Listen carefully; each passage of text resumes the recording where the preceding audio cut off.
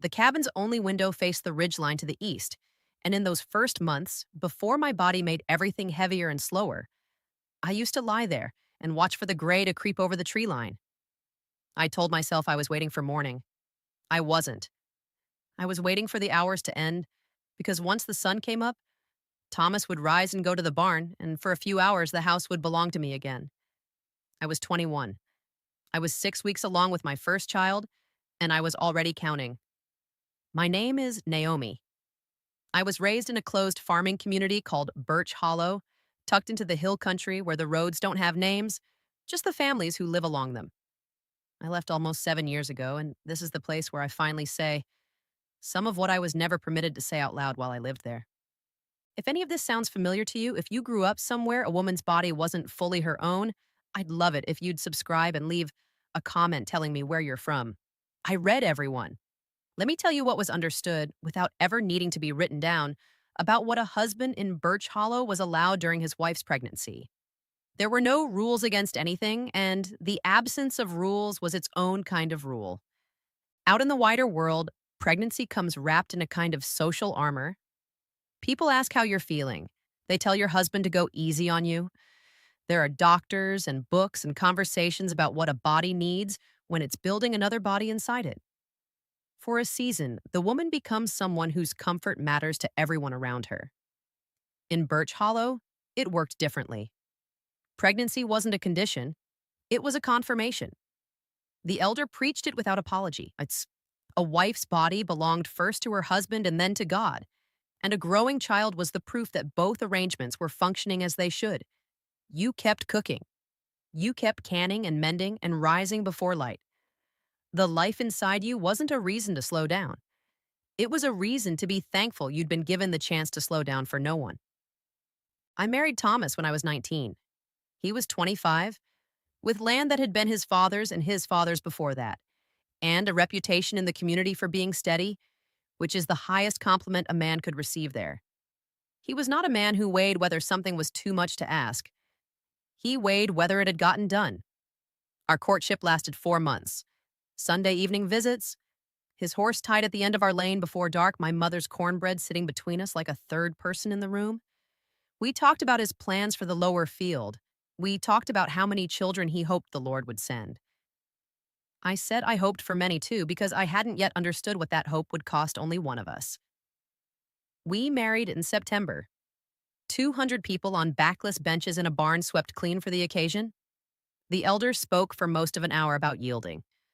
I was pregnant by November. I want to be careful here because I've spent years learning, mostly in a small office in Lexington with a counselor who never once raised her voice, how to name things with precision instead of euphemism. Thomas was not a violent man. I need you to hear that clearly, because what I'm describing is quieter than violence, and the community already had its own gentler name for it. They called it order. They called it the natural shape of a marriage. They called it what a husband was owed. In Birch Hollow, a wife's deference to her husband wasn't a value you chose to hold. It was the water you swam in. No one handed you a list. It lived in the silences at quilting circles when you admitted you were tired and nobody answered you. It lived in what was never discussed at service, which was itself a kind of instruction. If something is never spoken of, it is settled, and a settled thing is not a thing you're permitted to question. A wife did not say no to her husband.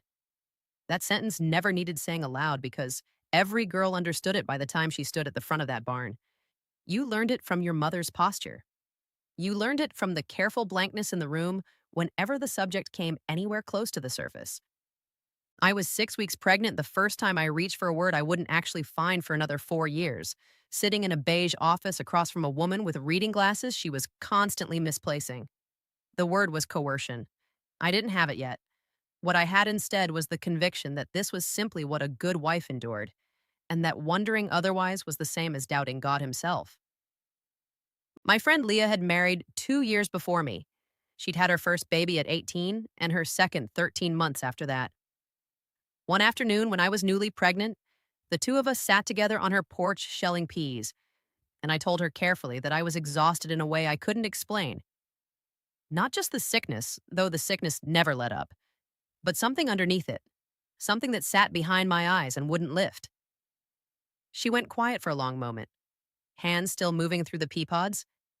Then she said, without looking up, that it gets easier after the first few months. Not the tiredness, the other thing.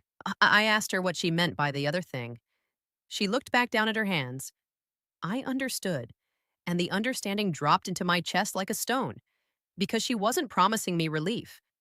She was telling me she knew exactly what I meant, and that she'd found a way to stop noticing it, and that the not noticing was the best I should hope for.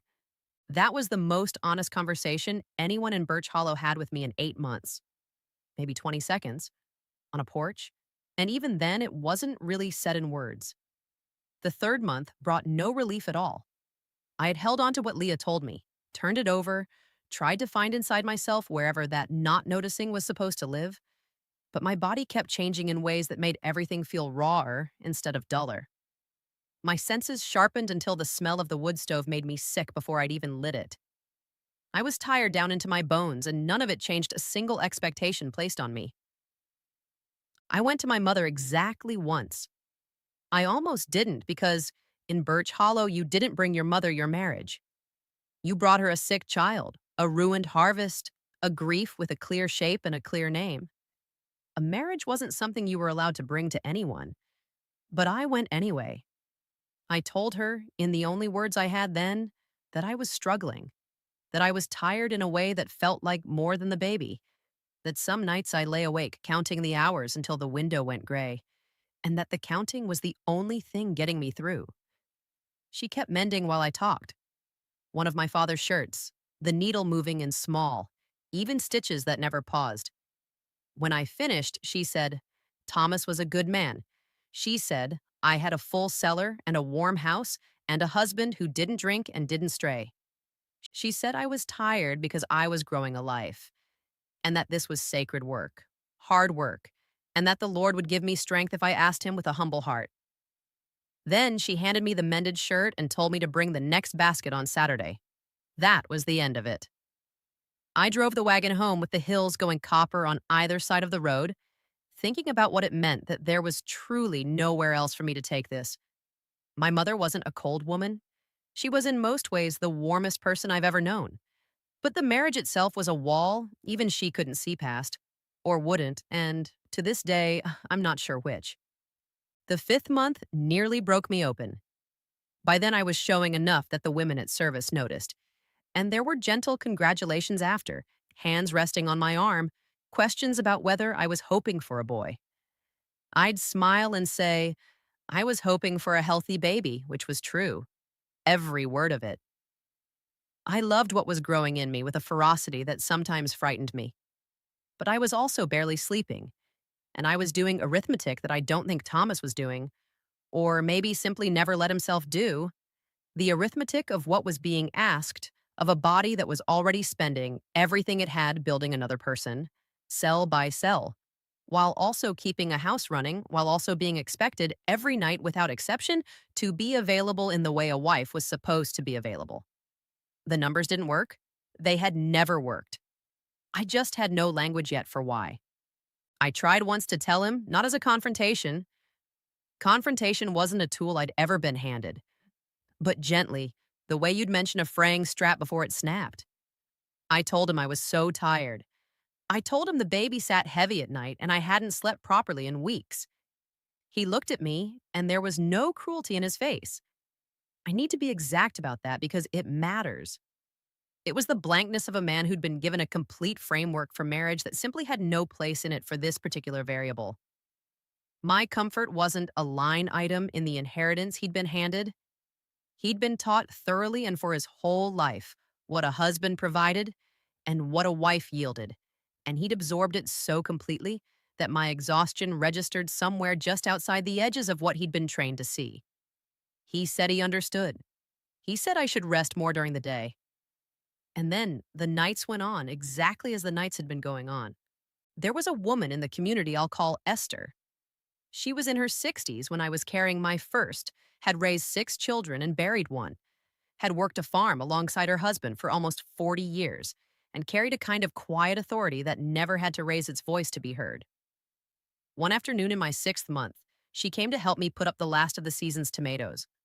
We stood at the stove together for 3 hours while she talked about her grandchildren and the early frost coming and whether the new deacon would last. Easy talk, the kind that moves over the real conversation the way water moves over ice without ever breaking it.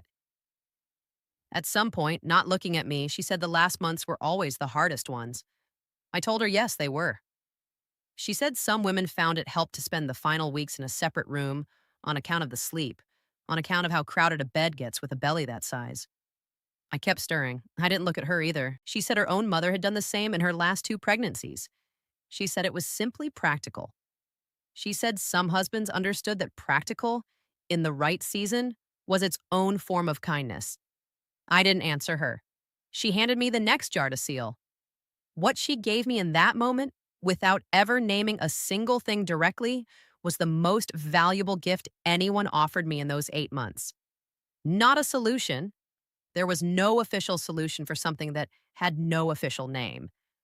But the knowledge that other women before me had found a way to make space inside the silence. That practicality could become its own private language. That sometimes you said with a spare room what you weren't permitted to say with words.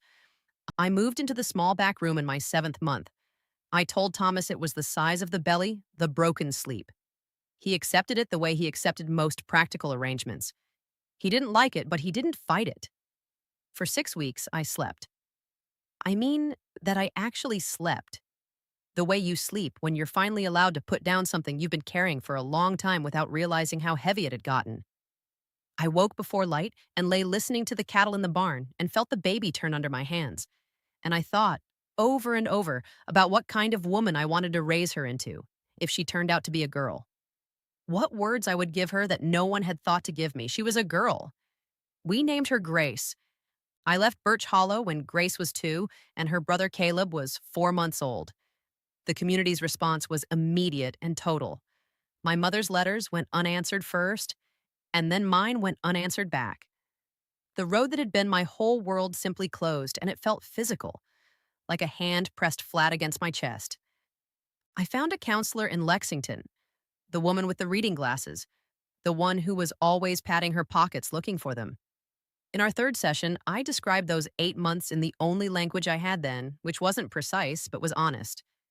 She let me finish without interrupting once. Then she was quiet for a moment and she said, "What you're describing has a name." I've thought about that sentence almost every single day since because I had lived inside something for 8 months that Birch Hollow had no name for, by design, and the missing name was the whole mechanism.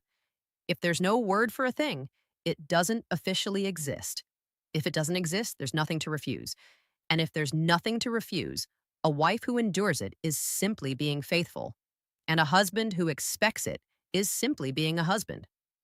What I understand now, 7 years out, raising 2 children with different words than the ones I was raised with, is this.